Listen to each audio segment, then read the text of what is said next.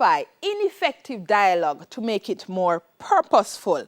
And finally, we endeavor to analyze how dialogue functions as a method of characterization. All right. Now, as a quick recap, what is dialogue anyway? Dialogue is typically a conversation between two persons, yes? And that is the type of dialogue we're going to focus on for today. However, there is another type of dialogue called the internal dialogue. You know, sometimes when your character is having an internal conflict, perhaps, and there's a decision to be made between two options, a dialogue can happen there, right? And we know about that. And of course, we have the type of dialogue where one person is talking to a group of individuals. So I know you remember those. Now, if it is that we have internal dialogue, and the usual kind where you have one character talking to a next, and then we have one character talking to a group of persons, then what do you call this type of dialogue? Look at this comic strip, and I am going to read what is happening. And tell me, how many dialogues do you hear? No, absolutely not. I already told you, no ice cream, and that's final. But Grandma, I didn't ask for any ice cream. Oh, I'm sorry, Nelson. I didn't see you there. Was just talking to myself. No. How many of you can relate to talking to yourselves? How many dialogues? Well, certainly. We hear Nelson and Grandma talking, right? So that is dialogue. But would the talking to the self be considered dialogue? Not so sure about that, even though we do hear people do it. But you know, they have a saying in Jamaica that talking to yourself, no problem. But to see if you answer yourself, somebody needs to check you into the word, check you out. All right. So this kind of talking to yourself, if you're going to use it in your story, if you do not want to convey that the individual might not be so mentally stable, then you would stay away from this talking to self. All right. Now, let us look at some general functions of dialogue in the story. Why do we use dialogue? What's the purpose? Along with literary language and story techniques such as narrative voice, suspense, flashback, symbolism, etc., dialogue is a key element of story writing that requires careful thought about how you can manipulate it to give your story depth and interest. So remember last week, we did say that in order for you to make your story appealing, you should use language well, craft your setting well. And another technique that you can manipulate to give depth and interest to your story is how you use your dialogue, how you create it and develop it to give your story appeal. All right? Another guideline, use dialogue to expose your character's motives. So sometimes when we follow the action of a story, there may be gaps. You know, we don't know exactly why a character would have taken a particular decision. So the conversation that happens can sometimes fill in those gaps in the story. Another guideline, dialogue is a more powerful way than narrative to express characters' emotions. So through the speech, we can get an indication of what tone we should be reading in. We can get access to the mood of the story through the dialogue that you create in your story. And write the dialogue to create individuality. What do I mean by this? Make a distinction among your characters or between your characters. Make them believable and authentic, right? Remember that you'll be writing perhaps realistic fiction. So when we hear people talking, we can make a distinction between one character as opposed to the next based on their language. We can move to describing these characters, interpreting who these characters are based on what they say. Following so far? I know you are. No. We are going to skip this introductory task because we have technical difficulties there. All right. Now, how do we go about organizing the dialogue in your story? Now, I know from grade 7, you would have gone through the principles of how to punctuate your dialogue, how to structure and situate it in your story. But we need to review some key points, because if you do not punctuate your dialogues well, then you're going to lose some marks for your use of mechanics, etc., organization, and so on, right? So how do we organize dialogue? Remember that when you use quotation marks at the beginning, you use quotation marks, at the beginning and end of the direct speech of the characters. And you do not place the explanatory words within the quotation marks. So only the direct speech goes inside the quotation marks, all right? If the explanatory words come before the dialogue, the comma appears before the first quotation mark. For example, Elaine retorted. You have your comma. Elaine retorted would be the explanatory words. Yes? Good. Then you have open quotation marks. I find the idea nonsensical. Full stop, close quotation marks. And you do notice that the first word or the first letter within the first word begins with a capital letter. Yes? In the direct speech, that is.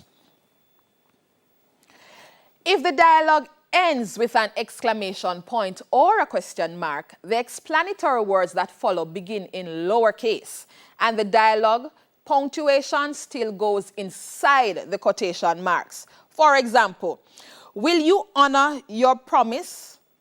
He questioned. So we have open quotation marks at will, close after the question mark, because this is an interrogative sentence. And then you have the explanatory words. And of course, you recognize that the word he, starting the explanatory words, begin with the common letter.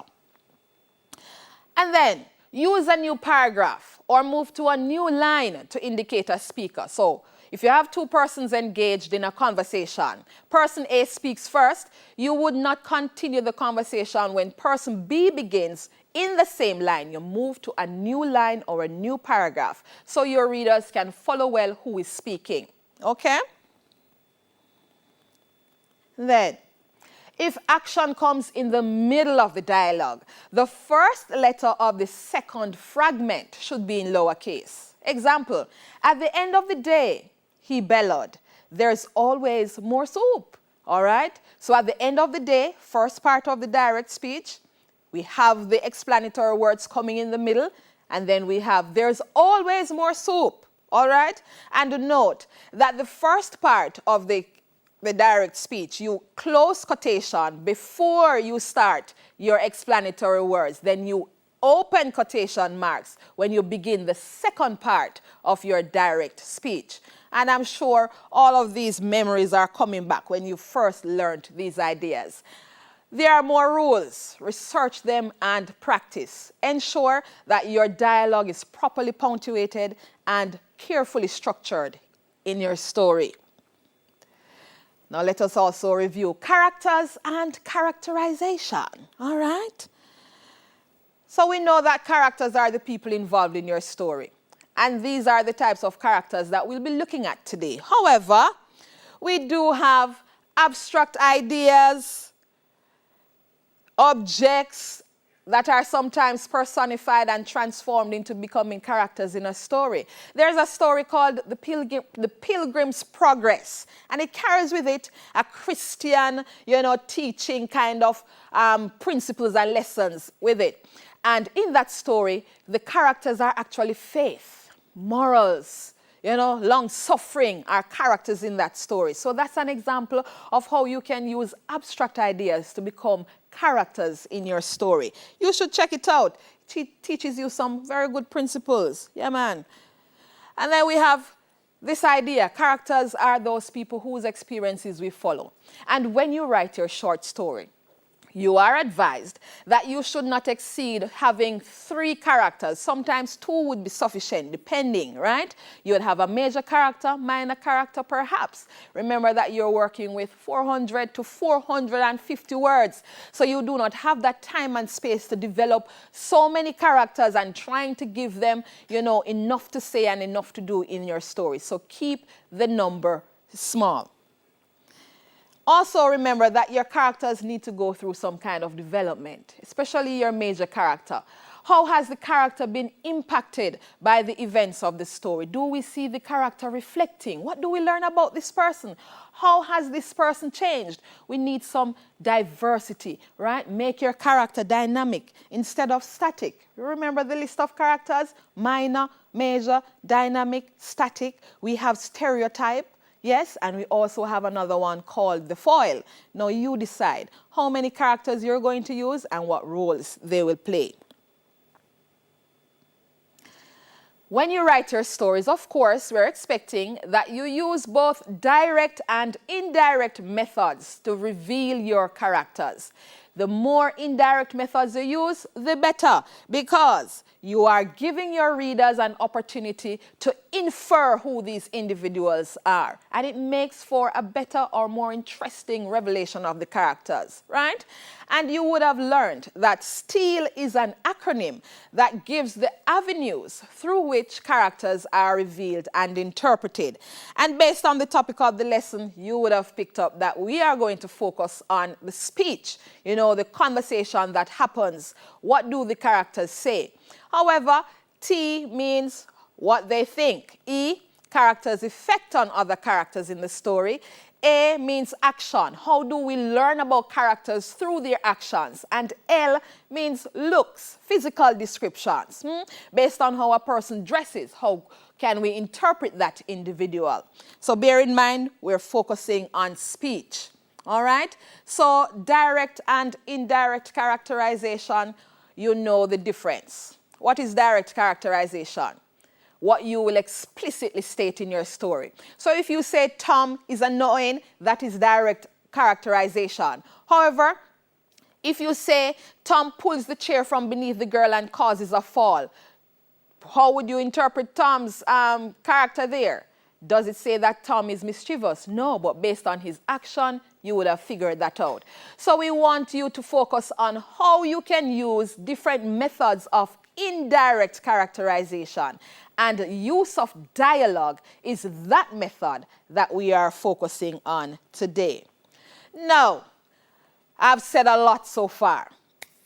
It's practice time. You know, what not to do. So whatever is coming up next, this is what you should not do.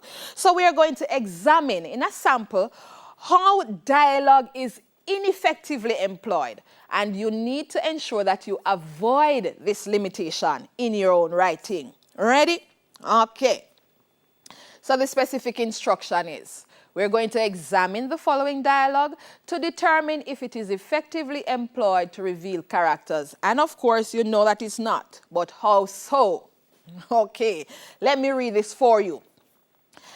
I sat in the yard and longingly stared at the ripe mango. Its distance at the top of the tree mocked my salivating mouth.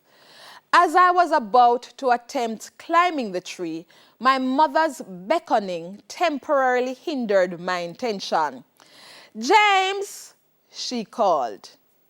Yes, Ma, I answered. Where are you? She asked. I'm outside, I responded. Come inside and do your chores, she said. Okay, Ma, I said. I took a glance at the mango and smiled because I knew that soon its juices would slither down my anxious hands. Take a moment. Is the dialogue effective? How would you change it? What would you add to make it more interesting? Let me do a second reading while you think. I sat in the yard and stared longingly at the ripe mango. Its distance at the top of the tree mocked my salivating mouth. As I was about to attempt climbing the tree, my mother's beckoning temporarily hindered my intention. James, she called. Yes, Ma, I answered. Where are you? She asked. I'm outside, I responded. Come inside and do your chores, she said. Okay, Ma, I said. I took a glance at the mango and smiled because I knew that soon its juices would slither down my anxious hands. What do you think about this dialogue? If boring were an award, this would be a winner. All right, so we need to do some work to fix it. Now I wonder what ideas you came up with. How would you fix this? All right, let us see how we can work on this. Now I have a second option. We're going to look at it. And we're going to see how we have gone about modifying the dialogue in this second sample. Okay, because we do not want the boring award. All right, now let's look at this one. I sat in the yard and stared longingly at the ripe mango. Its distance at the top of the tree mocked my salivating mouth. As I was about to attempt climbing the tree, my mother's beckoning temporarily hindered my intention. James, my love, she called in her loudest yet gentlest voice. Yes, ma, I answered with a wide smile spread across my face. I've always liked when she called my name. She made it sound very special. Where are you? She asked. I'm outside, ma. I had a feeling she needed me, so I stood up from a tree stump where I was sitting and started to walk towards the house that has been my oasis. You need to do your chores, son, then you may return outside, she instructed. Okay, ma, I'm coming, I quickly replied. I took a glance at the mango and smiled because I knew that soon its juices would slither down my anxious hands. All right, what are some differences between these two extracts? Think about it. What did I add? What makes the dialogue more interesting? And how has the dialogue functioned in this sample? Okay, while you jot your points down, you may have noticed that more words have been added to the direct speech to prevent the dialogue from sounding sketchy and abrupt. And it gives us, an indication of tone.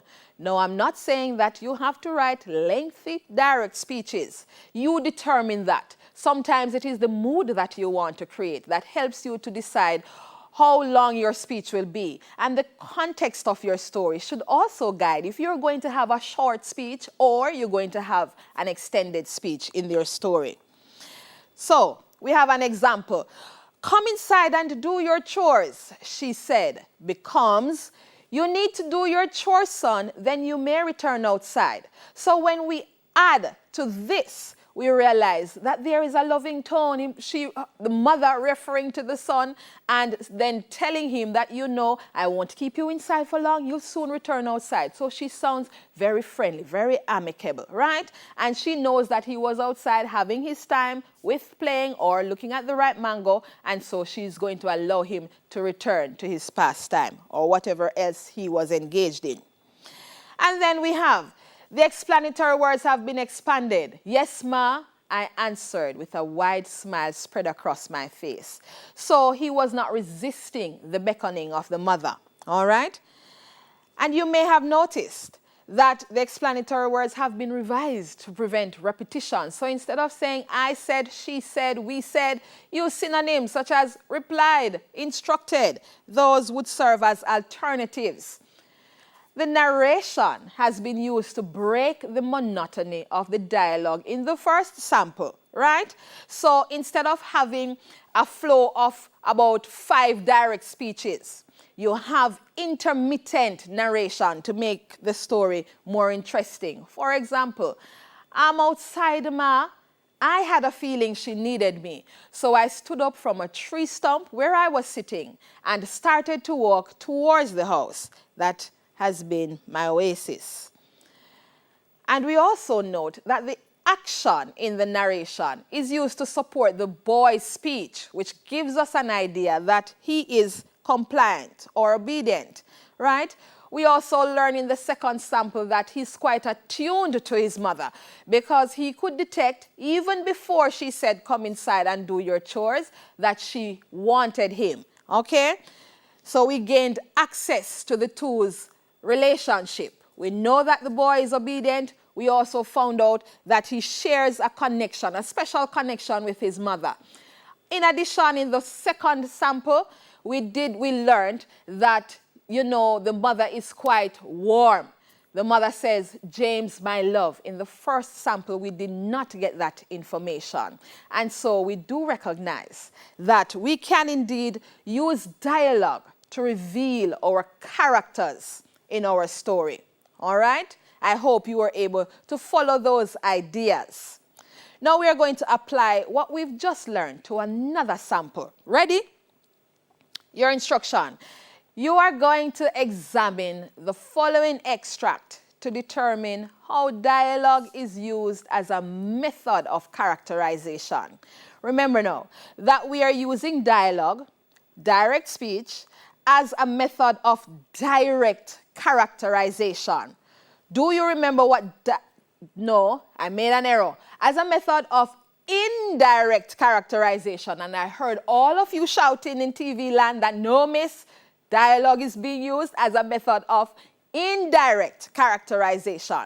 Now remember that when you manipulate the method of indirect characterization, you are not stating explicitly everything about the characters. You are giving your readers an opportunity to decode who these individuals are. We should be able to read the dialogue and pick up on tone. We should get an idea of the mood of the story, right? The dialogue should fill in gaps within the story. Yes? So it should not be just placed in your story for the sake of having people talk. The dialogue should be more functional than that. So we are going to examine this next sample to see exactly how the writer has manipulated the technique of dialogue to reveal characters. Ready? Okay. And I'm going to try to use two different voices for you. Hopefully it works. Here we begin. How many times must I tell you to never visit me again? Nicole screamed. Please, please, give me a chance to explain. The sobbing man managed to say through determined tears that washed his face.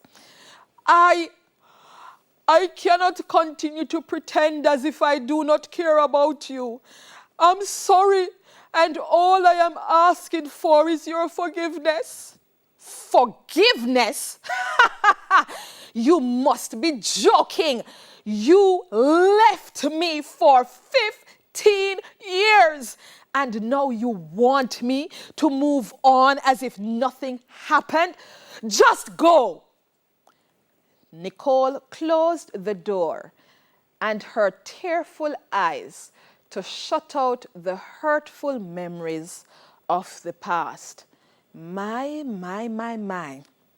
Feeling sorry for this man? Poor thing. Who do you think this man is, by the way? Let me see now. Let me see if I can access your minds.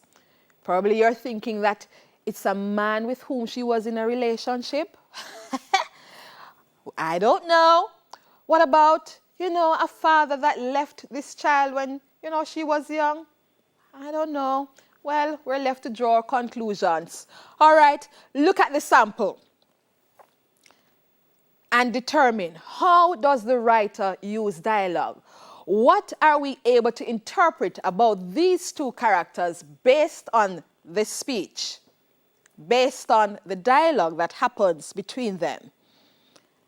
And while you think, let me do a second reading. How many times must I tell you to never visit me again? Nicole screamed. Please, please, just give me a chance to explain. The sobbing man managed to say through determined tears that washed his face. I cannot continue to pretend as if I do not care about you. I'm am sorry, and all I am asking for is your forgiveness. Forgiveness? You must be joking. You left me for 15 years, and now you want us to move on as if nothing happened? Just go. Nicole closed the door and her tearful eyes to shut out the memories of the past. Every time I read it, I feel sad all over again. All right, let's talk about how is dialogue used. What did you interpret? These are some points that you would have come up with, perhaps. All right. So we know that Nicole lacks emotional healing. Yes, yes. She needs to talk to somebody, and quickly too. All right. And she may be described as unforgiving. The tone may be harsh. She sounds unsympathetic. You know, the man is crying, but the tears do not frighten her. She's not budging. She has not forgiven him. And she's deciding that, you know, this man needs to extricate his presence. Mama my. And then the man sounds remorseful. He says he's sorry. Yes? He's in a state of humility. And he sounds emotionally distressed. You know, he's begging, please, please. And I can't continue. Poor thing. Mama my. Boy, Nicole though. And like I said before, dialogue may be used to help your readers understand your character's motive, right? And that is evident in the sample. So what kind of motive do we recognize? At the start of the story, we did not know why Nicole reminded the man of her preference for him not to visit her. So we didn't know yet. However, as we gained more access in the dialogue, we realized that it's because this man disappeared. He left her 15 years ago, and all of a sudden, like a phantom, he has shown up on her doorsteps, deciding that he wants her to forgive him, right? And we realize that her motive is that she has not healed from the past experiences, and she has a desire to forget the past. And the presence of this man is a memory, or conjures memory, all right? So, let's talk about your homework. Yes. All great teachers give homework. The instruction is you're going to create dialogue that would suit a story that would be about this picture. Now, what is happening in this picture? We have a male and female. You could probably think that they're in an intimate relationship. Backs turned to each other. Look at their faces. Something has gone wrong, right? All right. Now you're going to practice to create dialogue. So let's talk about it. What are some ideas that you could come up with? Remember last week when I said you should not situate your characters in settings and cause them to become predictable? Well, what is a predictable story based on this picture? Immediately some of you may be thinking, the man cheated. Or, the woman cheated because her head is bowed lower. What a way you guys can analyze. All right, so that is predictable. But let us think about some ingenious ideas, man. What could have gone wrong? Instead of writing a dialogue where the two are quarreling about the fact that someone has gone out of the side of the relationship. I know you love the drama, but what else could you write about? What else? Perhaps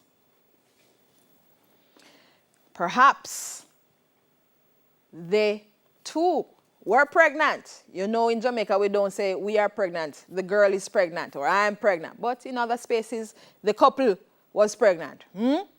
Maybe they lost a child and they're going through a difficult moment. Perhaps. What else could you write about? What are you thinking? Maybe they are breaking up. That is predictable, man. What else? Let the story interesting. Let the dialogue be about some different ideas. And I can hear your brains turning. Think about it. Maybe they realize that they've fallen out of love, but it's not necessarily because there was another person in the relationship. Perhaps they've realized that they've grown apart. The two have different objectives in life. They are going on two different paths in life. That's another idea that you could think about. Interesting. Maybe the man has been through a childhood experience that has caused him to become emotionally unavailable to the female, and they're not doing well with dealing with. So remember that as you create your dialogue in your story, what do you need to remember? Break the monotony of the dialogue with explanatory words. Good? Yes, because you do not want 3, 4, 5 direct speeches coming in succession. The explanatory words help to break the monotony and add interest to your story, right? And remember that you need to carefully punctuate your dialogue. Yes? So remember that the direct speech should be enclosed in quotation marks. The explanatory words, however, should not be included in the quotation marks. Yes? And when the explanatory words come in the middle of the direct speech, the second part of the direct speech, of course, would begin with what? The open quotation marks, then your common letter, beginning the first word in that part. Yes? So whilst it is that you seek to use direct and indirect characterization, you have to think carefully about what exactly you need to use the indirect characterization. What exactly do you need to use your dialogue to convey in your story? Do we need to interpret the character based on how you want to convey them? Or do we need to pick up on tone? How do these characters sound? Because you do know that sometimes when we read the character's direct speech, we might be reading it in the indirect tone, in the incorrect tone, sorry. Also, we can use dialogue to gain access to the mood of the story. We can understand the relationship that exists between two characters in the story. And what else did I say is another function of dialogue? Do you remember? Were you even paying attention? Yes, we can use dialogue to fill in gaps in the story. Sometimes the narration in the story, what we gain about, when we gain access to the action within the story, there may be gaps. And when we have characters talking, we can understand what happened prior to what is happening now, right? We can fill in the gaps and understand better the movement of the story. Yes? Good. And we can also gain access to the character's motives. So why is it that a character took a particular decision or engaged in a particular action? Based on the conversation that happens in the story, we can gain all of that. So do not have your character speaking because you want somebody to speak in your story. Use your dialogue purposely. Let it function well. And then you'll have better stories that have depth, interest, and your readers would certainly be appealed and captivated. All right? We have come to the end of today's lesson. I hope you were paying attention very well. That's all for today, where you have learned all about story writing and characterization. If you have any questions, send them in to the Ministry of Education and Television Jamaica social media pages. I am Ardeen Reed Virtue. Up next is Cape Caribbean Studies. Stay with us.